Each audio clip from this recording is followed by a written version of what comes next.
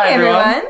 Catana here. And John. And today we are going to do our most highly requested video of all time. You guys have been requesting this since before we even made YouTube videos.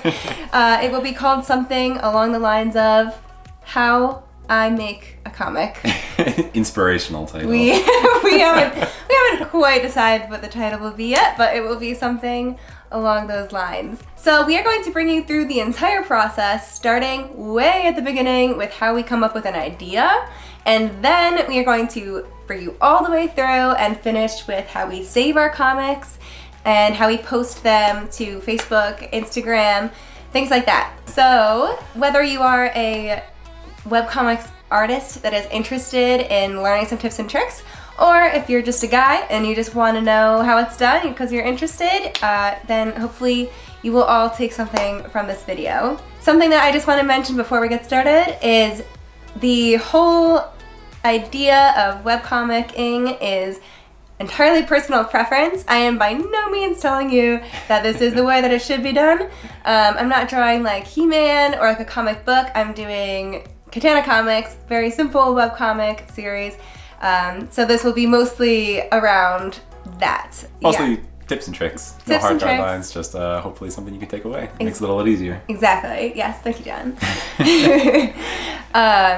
But yeah, so if you would like to see how it's done, then let's get started. You ready, John? Let's do it. All right, let's go.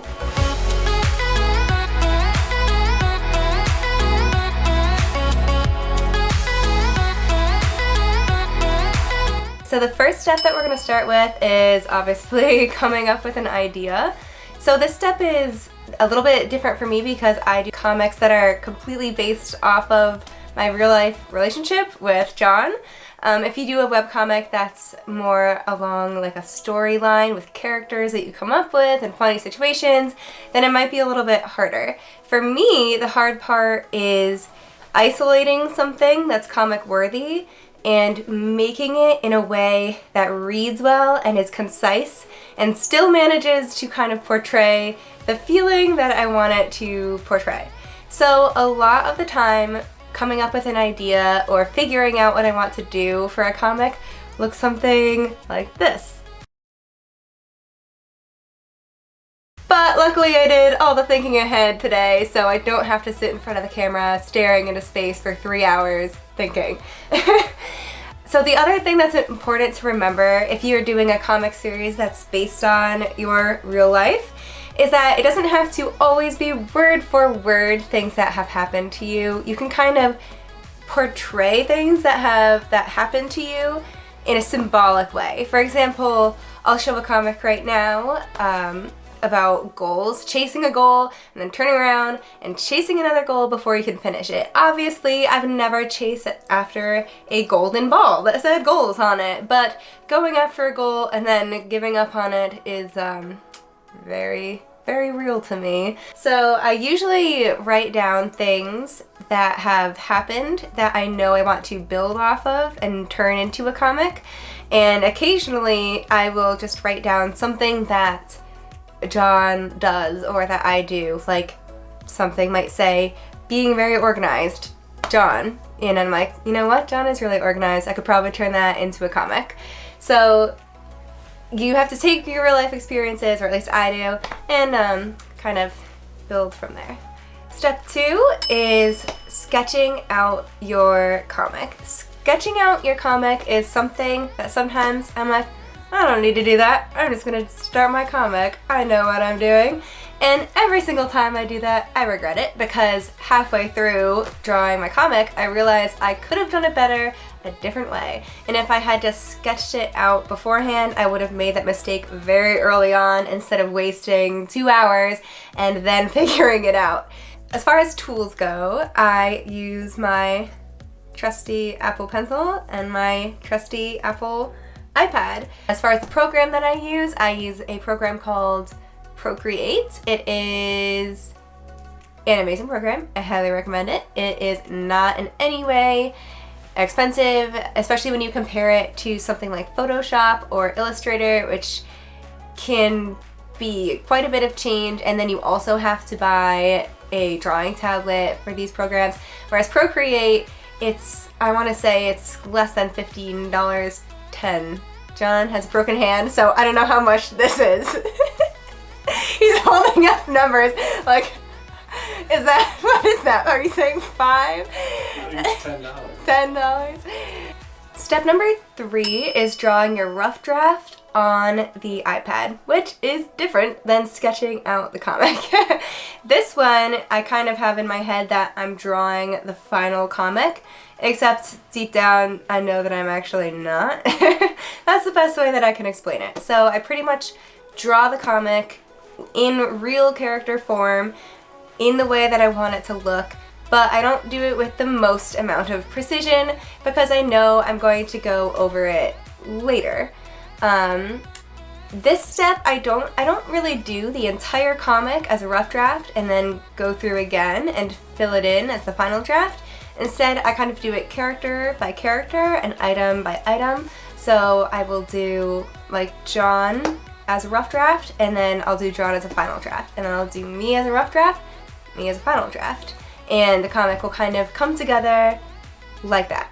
So what I do for this is I do most body parts on different layers, hands, body, arm, and just one arm, and arms, and then I can kind of resize things and move them around the way that I want. So now we're on like step C. So now is about the time of day where I'm like, you know what, I should go bother John. So we're gonna go do that.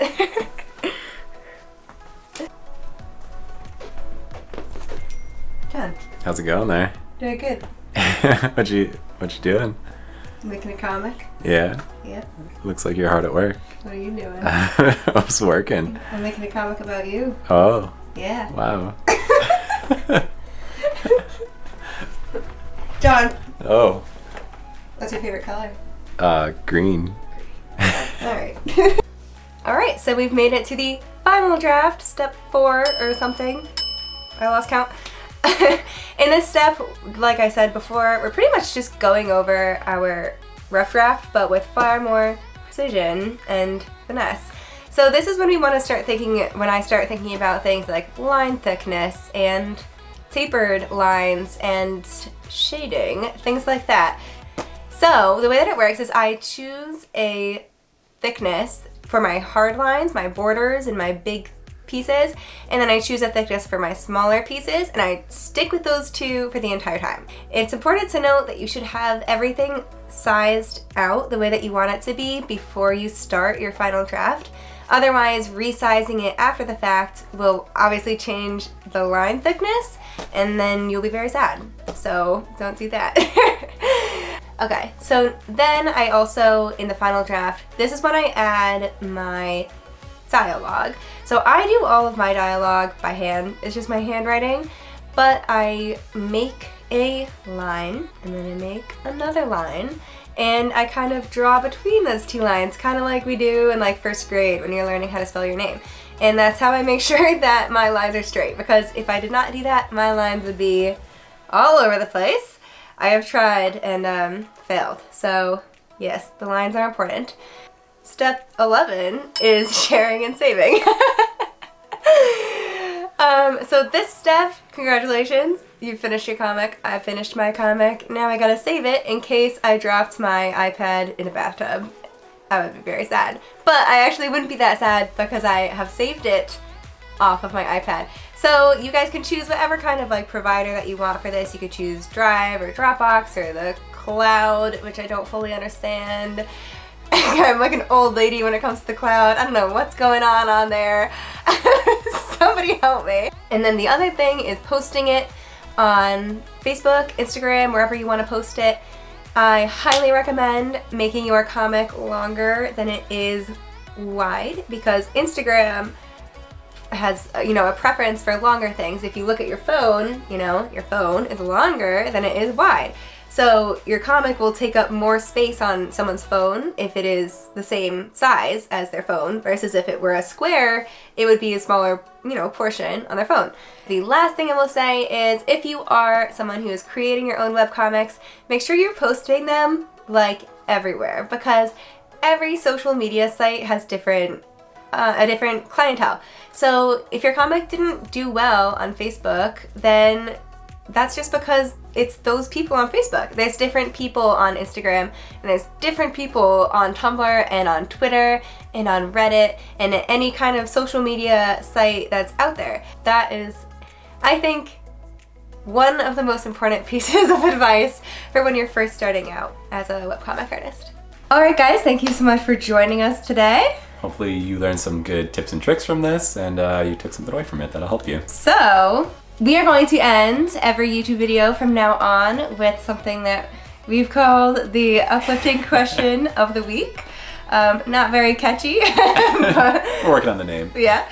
So what that means is that we are going to end every YouTube video with hopefully a positive, thought-provoking question about your life. And you guys can answer it in the comments. Wow, comics on the brain. We will choose one. It doesn't have to be extravagant or crazy at all. Just, we're gonna choose like a genuine one that stands out to us, and we will shout the answerer out and repeat their answer in the next YouTube video, as well as asking a new question. So our question for this week, we asked on Instagram, and we asked, what was the kindest thing that someone has done for you in the past week? So we had some really good answers, but one that stood out to me right away was from the Instagrammer named Emmy Kegler. She said, "My wife encouraged me to spend my bonus on a drawing tablet just for me." Obviously, love that answer. That's a great answer. Yep. Good luck with your drawing tablet, Emmy. I'm very excited for you. Hopefully you got some tips from this video to use on it. Seriously. Wow, perfect. Perfect. Okay, so our next uplifting question of the week is, what is a free, small, simple thing you do to cheer up your significant other's day or anyone else in your life that you care about? So let us know in the comments on Instagram, wherever you would like. Yeah, and we will shout you out in the next video and ask another uplifting question.